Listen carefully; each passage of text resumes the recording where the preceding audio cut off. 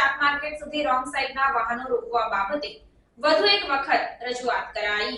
Ajwa ચોકડીથી APMC શાકભાજી market સુધી wrong સાઈડમાં વાહનો રોકવા અગાઉ અરજી કરાઈ હતી, પરંતુ આ બાબતે કોઈ પણ જાતની કાર્યવાહી ન થતા અરજદાર વસાવા પરેશભાઈ જયસિંહભાઈ નાઓ દ્વારા વધુ એકવાર રજૂઆત કરાઈ છે, જેમાં જણાવ્યા પ્રમાણે સયાજીપુરા આજવા ચોકડી વડોદરા પાસે આવેલ હાઈવે પર એપીએમસી શાકભાજી માર્કેટ આવેલું છે, જ્યાં આશરે 1 થી 2 કિલોમીટર રોંગ સાઈડ વાહનો જેવા કે 3 વ્હીલ ટેમ્પા, 4 વ્હીલ ટેમ્પા, આઈસર, 2 વ્હીલર, 4 વ્હીલર જેવા વાહનો ખૂબ જ મોટી સંખ્યામાં અને ફૂલ સ્પીડમાં રોંગ સાઈડ વાહનો પરથી પસાર થતા હોય છે અને રોજના રોજ આ વાહનો પસાર થાય છે।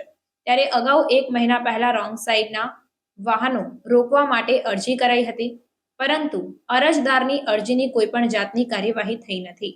વડોદરા ટ્રાફિક પીઆઈને અરજીનો જવાબ લેવા પણ બોલાવવામાં આવ્યા હતા કે કાલથી રોંગ સાઈડ વાહનો બંધ કરાવી દઈશું, પરંતુ હજી સુધી ત્યાં રોંગ સાઈડ ચાલુ જ છે અને કોઈ પણ ટ્રાફિક પોલીસ રોંગ સાઈડ વાહન રોકવા માટે ઊભા રહેતા નથી અને ઊભા રહે છે તો વાહનો વાળાને રોકતા નથી। તો શું વાહનો વાળા પાસેથી હપ્તા લેવામાં આવતા હશે? અને જો હપ્તા લેવામાં નથી આવતા તો કાર્યવાહી કેમ થતી નથી? તેવા અનેક સવાલો ઉઠવા પામ્યા છે। કાલ ઉઠીને કોઈ મોટું અકસ્માત થાય અને પરિવારના એકના એક સભ્યનું જો મોત થાય તો એનો પરિવાર ચલાવે કોણ? શું આ પોલીસ તંત્ર એક્સિડન્ટની રાહ જોઈ રહ્યું છે? ત્યારે આવેદનપત્ર પાઠવીને નમ્ર વિનંતી કરાઈ છે કે આ અરજીને ધ્યાનમાં લઈને કડકમાં કડક કાર્યવાહી થાય અને રોંગ સાઈડના વાહનો બંધ કરાવવામાં આવે તેવી લાગણી સાથે માંગણી વ્યક્ત કરાઈ છે। રિપોર્ટર કંચન પરમાર।